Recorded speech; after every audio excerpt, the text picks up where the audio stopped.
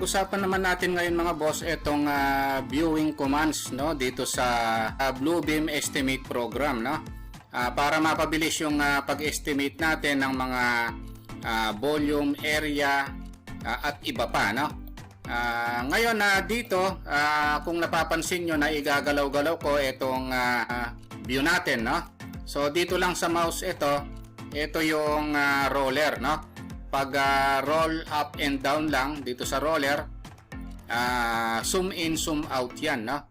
Ngayon pag pinrest ko naman yung roller dito sa mouse, nagiging pan siya. So nagagalaw natin yung drawing area natin o yung plan area natin no. Kaya importante yung kabisado natin yung paggalaw-galaw no ng plano natin no. Ngayon dito meron tayong ibang view na importante rin na nandito yan sa view menu. Tapos dito meron tayong nakikitang dimmer no. So naka-dim siya ng 100%. Gaya ng nakikita natin, kung gusto nating medyo malabo siya no, hindi siya ganun kalinaw, o subukan natin itong 50%. So ito 'yon no. Medyo malabo siya kumpara sa dati. Minsan kasi kailangan nating palabuin ng konti no.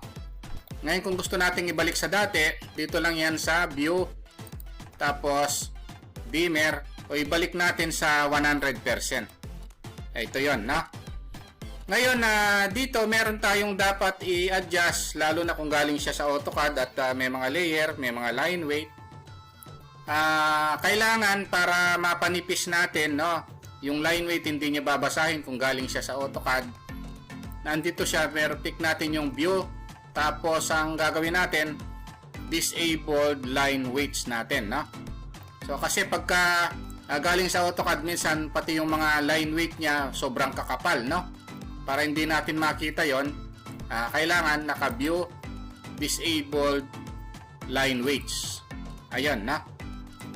Ngayon meron din dito yung importante, ito yung snap to content no. Kasi minsan hindi siya nag-o-snap, hindi siya nag-e-end. Dito kailangan natin ito view tapos snap to content. Kasi pag ito hindi naka-on, yung mga ginagawa natin dito, halimbawa mag-e-area tayo, ang nangyayari hindi siya accurate no pag naka-off ito. Yung snap to content no. Ito kailangan laging naka-on yan no. Tingnan natin pag naka-on siya, ang mangyayari accurate yung ginagawa natin no dito sa Bluebeam no. Ito nag-e-end siya. Ayun. Accurate yan no. Ayun pag naka-off yan, tantsahan yon no. So hindi siya naka-dikit o hindi siya nagma-magnet dun sa mga endpoint, sa midpoint, ganon no.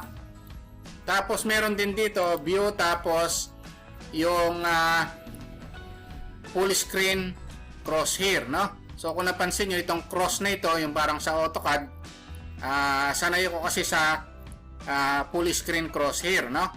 Pag hindi nyo nakita yan, nakaganito siya, naka-off.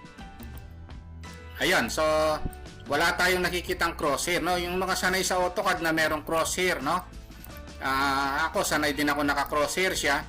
Ang ginagawa ko, view tapos full screen crosshair no.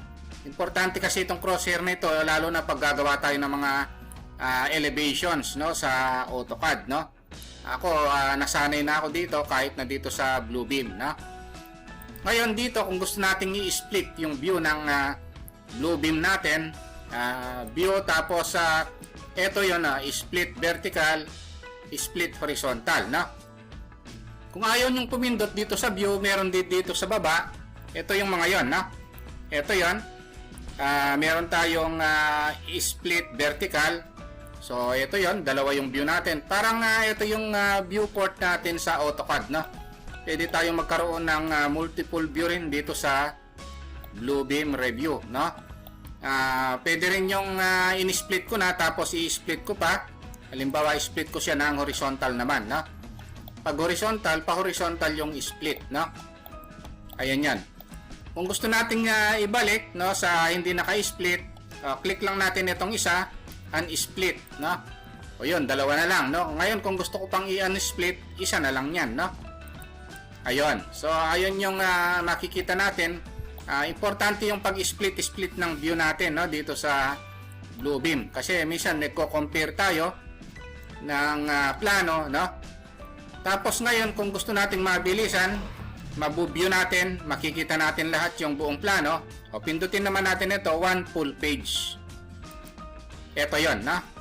Okay, sa mag roller up, roller down, no?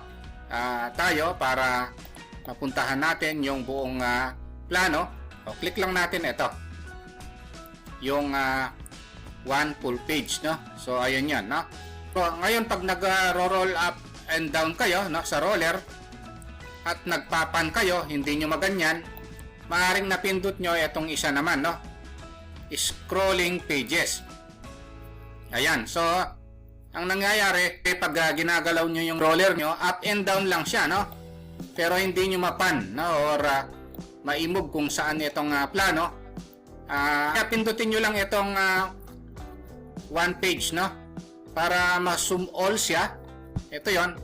Pag nag-pan kayo o nag-press yung roller sa mouse,